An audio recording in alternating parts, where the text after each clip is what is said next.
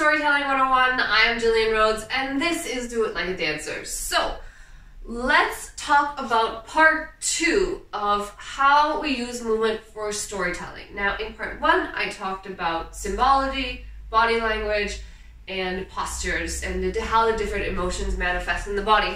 So this time I want to talk about how do you take a sort of emotion and turn it into a 5-minute solo, for example.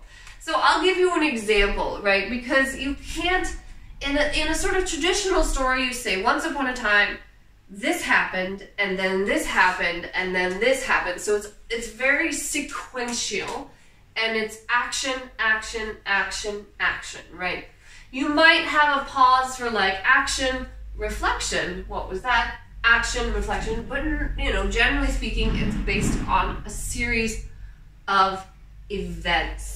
Now, when you're using movement, that doesn't work so well. So, you know, you have to find ways of spending more time exploring physically the action that has happened. So, I did a piece called Allow Me to Break Your Heart If Only I Could. And the beginning of it was essentially somebody who desperately wanted to say something but couldn't, and eventually had to say, like it burst out, it exploded from them.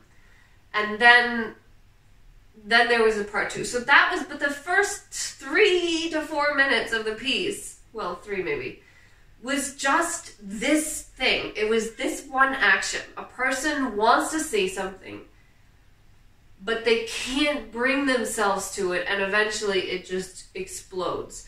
So I use lots of different symbology for that. So for example, like the hand, right? And the hand being out of control and sort of bringing it back in. And the sort of sense that there's something that you're trying to hide, right? So bringing the hands behind you. I had some floor work where I was trying to bring things around, like keep it hidden, or things that were dragging me away, and I was trying to control them, right?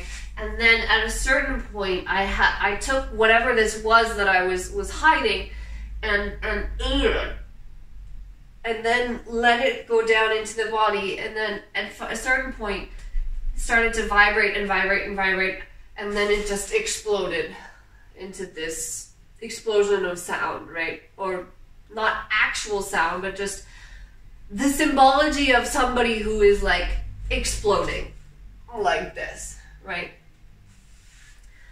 That was 3 minutes, right? So when you're designing these choreographies, you want to explore the movement to the extent. So, right, if you can take, for example, you could use a different symbol of trying to say something, right? You could have the mouth, right? You could have, that's a really obvious symbol, but you could also think of a prop or something, or hiding something, or something sort of coming out of the body and bringing it back in. Like you could think of this out and in sort of movement, or covering, right? These kind of are all similar symbolic situations that you can use to tell a similar story.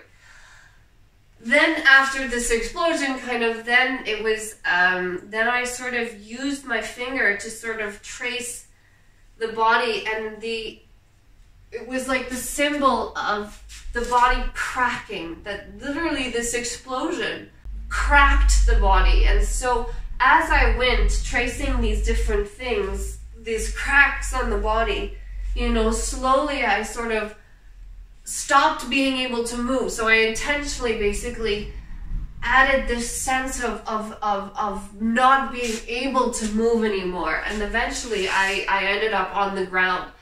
Again, that took another 3-4 minutes, right? And this exploration, I took a long time to do, right? Because, you know, sometimes I think in movement, we feel like we have to do something new. So from here, we have to go on, and then we have to drop, like, right away. But actually, like, you can take the time to explore with movement all the different symbolic possibilities of how to tell this story.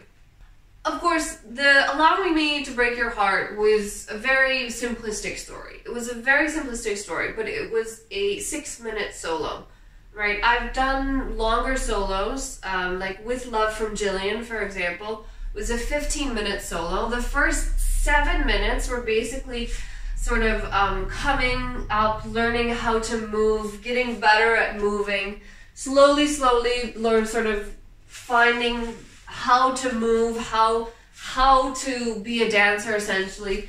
And then there was this sort of discovery of the audience, and then I started to sort of take things out of me and throw them away.